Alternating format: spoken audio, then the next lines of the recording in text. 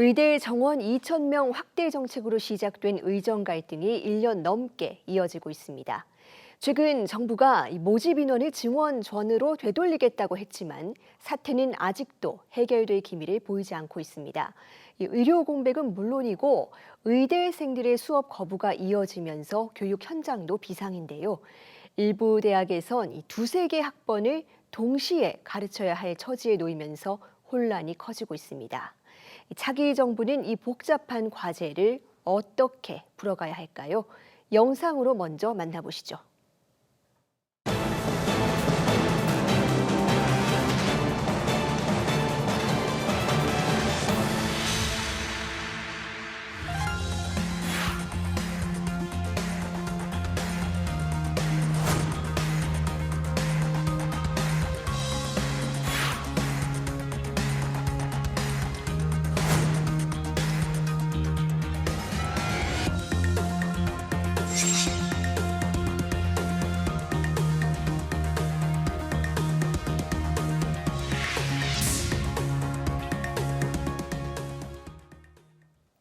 네, 차기 정부가 출범하자마자 마주치게 될 시급한 과제 가운데 하나입니다.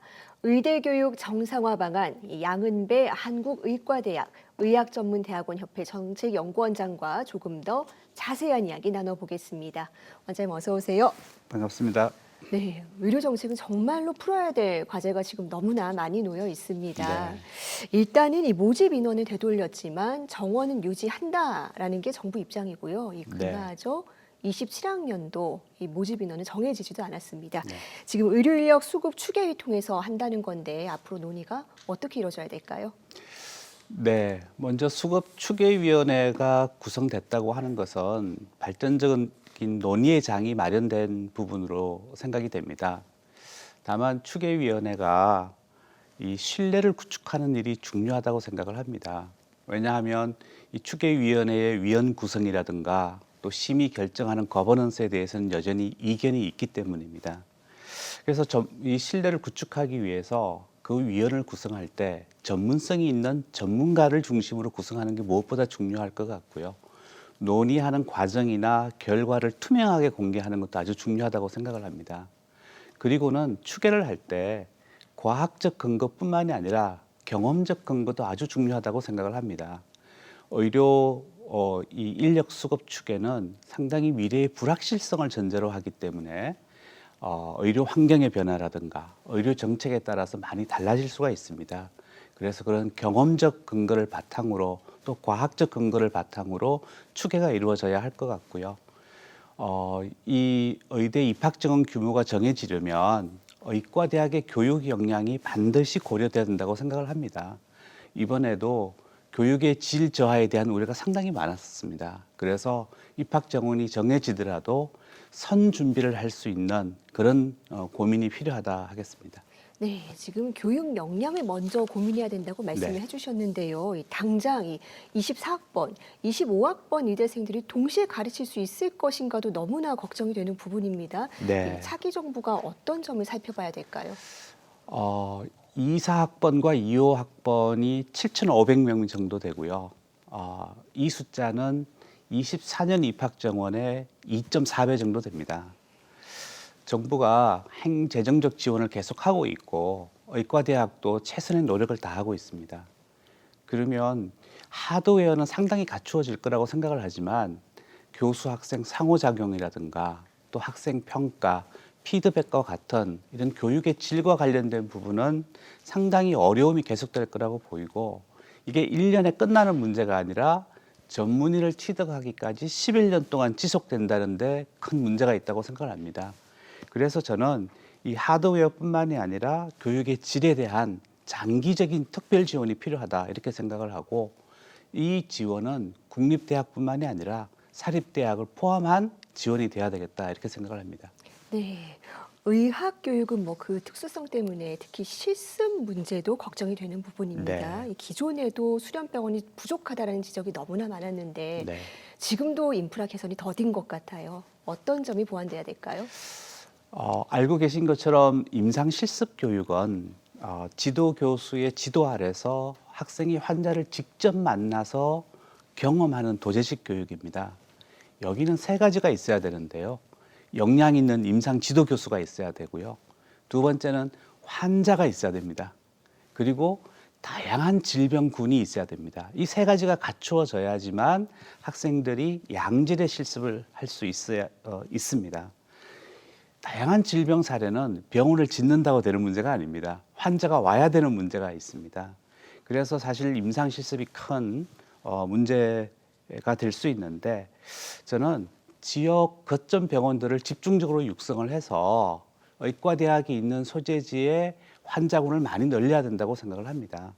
그리고 현재에도 충분한 환자와 질병군들이 있는 병원들을 발굴을 해서 교육병원으로 지정을 해줘야 된다고 생각을 합니다. 그리고 그러한 병원에 교육 수가를 더해서 교육을 충실하게 할 수 있도록 하는 것이 중요하다고 생각을 하고요. 지도 교수가 학생 지도를 잘 할 수 있는 여건도 중요합니다. 그런데 아시는 것처럼 교육, 연구, 진료 다 하려고 하면 교육이 제일 뒤로 갈 수밖에 없습니다. 그래서 임상 실습 전담 지도 교수와 같은 제도들을 통해서 지금부터 실습 준비를 해야 되지 않겠나 생각합니다. 네, 하나하나 보완해야 될 과제가 정말 네. 많은 것 같습니다. 사실 처음에 이 의대 증원 정책을 시도하게 된 계기가 이 필수 의료 분야의 인력이 너무나 부족하다는 인식 때문이었습니다. 자, 의대생들이 다양한 전공으로 진출하게 하려면 뭐 교육 면에서도 보완돼야 될 점이 있을 것 같고요. 졸업 이후에도 유도책이 필요할 것 같은데 어떤 부분이 필요할까요?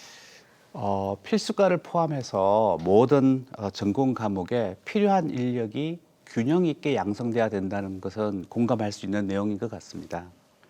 그런데 학생들의 전공 선택은 개인의 관심과 적성에 따라 선택되는 문제이기 때문에 의도적으로 이거를 방향을 잡을 수는 없을 것 같습니다. 여러 연구들에 의하면 학생들이 대학에서 어떤 경험을 하는가가 전공 선택에 영향을 미친다고 합니다. 그렇다고 하면 임상 실습 이전 단계부터 필수 과목에 대한 경험을 할 수 있는 기회를 많이 확장해야 된다고 생각합니다. 최근에 보건복지부가 필수의료 의대생 실습 지원 사업을 하고 있는데 상당히 숫자도 제한돼 있고 예산도 제한돼 있습니다. 학생들이 이 필수 의료를 경험할 수 있는 그런 부분들의 예산을 확보해서 많은 경험을 할 수 있도록 하는 것이 중요하다고 생각하고요. 그리고 학생들의 실습이 3차 병원이나 상급 종합병원에 집중되어 있기 때문에 지역 거점 병원이나 중소병원에서 필수 의료를 경험할 수 있는 그러한 부분들의 실습 과정을 필수 과정으로 이수하는 것도 필요하다고 생각하고요. 무엇보다 필수과에 대한 미래 전망이 밝아야 되겠죠.